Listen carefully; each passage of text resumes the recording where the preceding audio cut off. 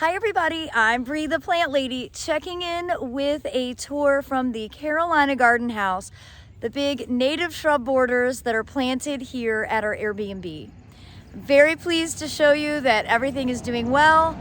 We're just waiting for the seeds to ripen so that we can get all of these annuals pulled out and get the permanent native perennials installed as the herbaceous ground cover. Let me give you an up-close view. Well, as you can see, Reginald is stalking some birds that are eating the seeds here in the native shrub borders. I am very anxious to get all of these annuals pulled out because I'm ready to get these fully planted with the perennials that we have. But we still have a little bit of time before all of this seed ripens. Remember, this was done January 15th, and that was a goldfinch that was in here stealing some poppy seeds. You can see there's a lot of poppies in here. Reggie is not really that successful of a stalker, but you can see what the goldfinches do. They absolutely tear the pods apart and eat every single seed. Of course, that will allow these to self-sow as well, because as they're nibbling, seed is falling to the ground. And Reginald is on the job. Well, the star of the show is this fabulous redbud, and I've heard Ruby Falls. I'm like, gosh, I've forgotten the name. Ruby Falls. In front of that, lots of poppies, lots of bird damage. You can see, again, finches at work. That's okay, we're sharing with the finches, though I really would like to get the seed. Emily will be on this week, getting as much harvested as possible, clearing it all out so that when I get back from my travels, we will get this once and for all planted with the perennial herbaceous ground plane. We have a great mix of plants left over from the native plant sale, and it'll definitely make a big difference in making it look better. You can see, you know, what the ground is. We didn't mulch this bed because we sowed the seeds, and you can see the ground is really quite poor. It's, you know, a light layer of compost with the native sand. Easy for Reginald to dig in.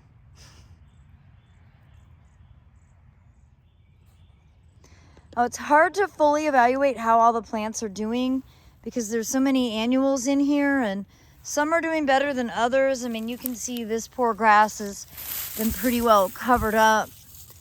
The Iteas look good.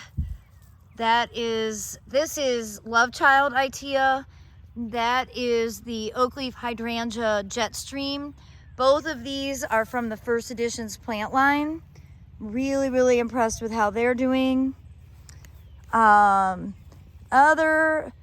shrubs that are put in here include things like, well, let me get inside the deer fencing. I actually was just writing about how effective this fencing is for an article for Triangle Gardener, which is a great free publication that is distributed here in central North Carolina. And I was just talking about how, like, effective this is. As soon as we put these panels up, the deer stopped eating the plants. And of course they could jump over it, but they don't. I don't know why they don't, okay? So sometimes the easiest solution is the best solution. But some of the plants that are doing well in here, Cephalanthus, although this went through a stage where it wasn't looking super happy because it was a little too dry. It looks like it's recovering now. You can see here, it's definitely recovering. Over here, we've got Lindera benzoin doing very well. I did want to just give a shout out. First of all, look at those beautiful poppies and the rye. Look at this kale. Isn't that just amazing? How happy and healthy that kale is. Now, this is more what the Cephalanthus has looked like. It got too dry, even though we've been very wet. So I am planning on digging at least some of these out to put in the backyard, because this just might not be the right decision. Have them out here in full sun. That is a dry area through the summer. So good lesson to learn. Nothing wrong with making changes if a plant isn't doing well in the place you put it.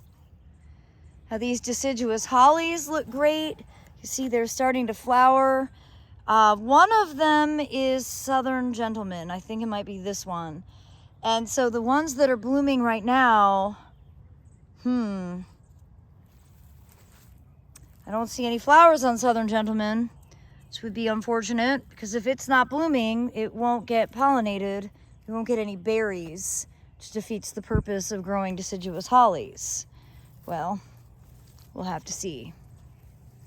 Of course, throughout here, more poppies. Viburnum are doing very well. I think they're adjusting quite easily here. And I think overall in this border, everything is going to do better. Once we get the annuals cleared, we're going to mulch everything, and then we're going to get all of the perennials planted. And I think that will, well, first of all, it'll make everything look a bit more purposeful, but it'll also help retain some moisture. And then once we get the perennials planted, we'll actually start running a sprinkler in this bed, because it's June and those plants are going to have to basically get irrigated at least a couple times a week to make it through the summer. So over here in this border, see we have one last poppy in bloom. Pretty spectacular. And lots of poppy pods to come. And this border has pretty well been filled in with herbaceous ground cover, and you can really see how well the Carex is doing. Here we've got Carex muskingamensis. There is the Carex lorida, and really pleased to see how well that has done. It's just filling in so well, and I love the seed pods. Of course, over here, one of the showy plants, this is Spirea. Let's see which species. Is this tomentosa? This is tomentosa, Spirea tomentosa. Behind that is Clethra, and that is just starting to bud up now, and that'll be blooming through the summer, and it's super fragrant. Pollinators love it. You can see milkweed that was planted in the winter as 1 gallon, doing quite well. This is Asclepias incarnata. And we filled in with more echinacea. This is Echinacea pallida.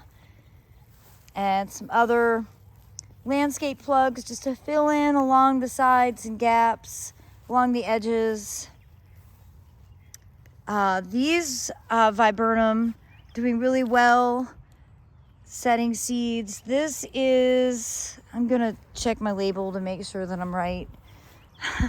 I definitely lack confidence with some of these native species still. That is Viburnum dentatum. Okay, that's what I was gonna call it. So good to see. And then the other Spirea that's in here that's blooming is Spirea alba. It's actually just starting to bloom. You can see these nice spikes. And you know, I have very little experience. I know I've said this a lot, but I have very little experience with these native species and a lot of experience with the Asian counterparts of these Spireas. I'm not really sure why these native ones aren't more normalized in the nursery trade, because they're quite nice. They bloom a bit later than the Asian species, and they're really low maintenance. So that's my take on that. Now on this side of the shrub border, kind of where the west meets the east, we've got the pycnanthemum and the Carex lorida. Basically, the goal is that the pycnanthemum kind of get tall and leggy. They kind of have naked legs. And the Carex will basically fill in underneath, so you won't notice that habit, and they'll just kind of like run together. And all of these perennials that we planted are doing really well. We've been keeping them watered. You can see the buckwheat is self-sowing, which is fine. It'll fill in some of the gaps, and it's easy enough to remove if it starts to crowd out the perennials. But so we've got a nice big thing of snow flurry aster, more pycnanthemum. This is Phlox David, I believe. Calamintha, some pink muley, some white muley. Over here we've got some Monarda and Phlox Gina, and then Phlox glaberrima Morris Baird with more Pycnanthemum muticum behind it. So I think this border is going to be really dynamic.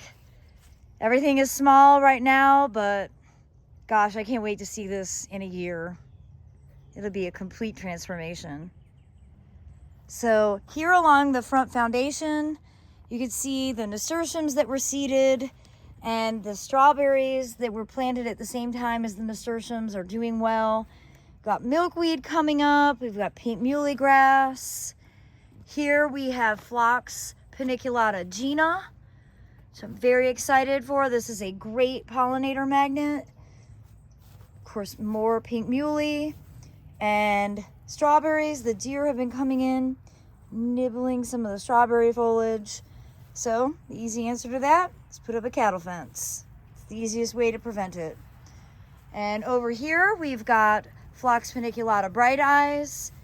When all of these different phlox are blooming, it's going to be spectacular. And I have to show off what the Airbnb ladies have done today. They've made these floating arrangements and they are so beautiful. Oh, look at how spectacular. Oh my gosh, I have to take pictures of all of these. Floating Flower Friday will be epic this week.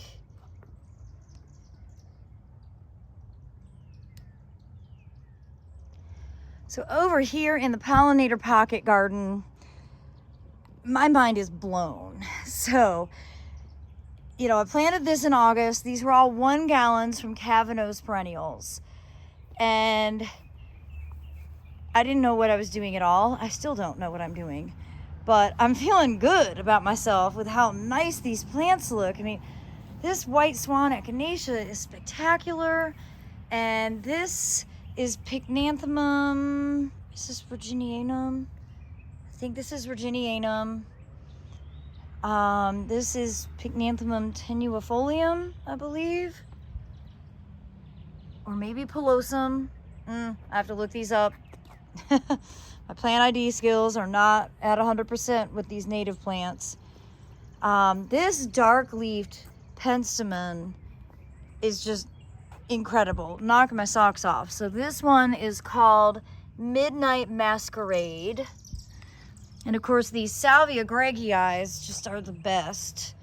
Those are native to Texas, and do want to get some more plants native to the deep south onto the property, because realistically that's the direction that our climate is going, not mid-Atlantic to Midwest. I need more stuff from Texas and Mississippi and Louisiana and Alabama. Look at this echinacea. Like, at that stage, isn't that just the most remarkable? Of course, this agastache has been going strong. This is one called Poquito Orange. Really, really great. And deer stay away from it because it smells like mint. And look at all of the bees on this agastache. This is absolutely crazy to see. There's basically a bee on every single flower.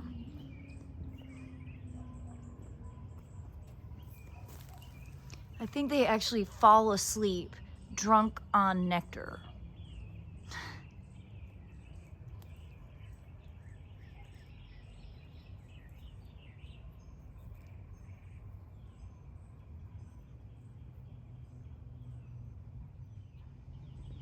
You can see some of the salvias, they're gonna kind of take a rest for a little while, but then they will continuously put out more flowers. There's some dieback here, and I'm not sure what's causing that, but I'll just come through with some pruners and clean up anything that needs to be cleaned up. We've got Hello Yellow, Asclepias tuberosa, blooming here, which is a cultivated selection of the native perennial milkweed. So another agastache blooming here. I think this is Black Adler. And I'm not sure which agastache this is. I was disappointed that all of my Salvia leucantha, the Mexican sage, did not come back. It was too tender when we got cold at the holiday freeze. That's a clump right there. But you know, you live and learn, and sometimes they're not hardy. I think I have plenty of plants in here to compensate for the loss of that particular species. So overall, I think that Reginald approves of this property. Reggie, what do you think?